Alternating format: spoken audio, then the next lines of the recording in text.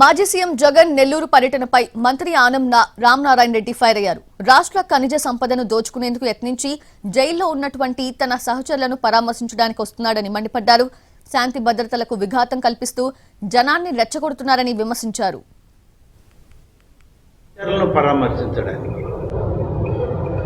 ఈ రాష్ట్ర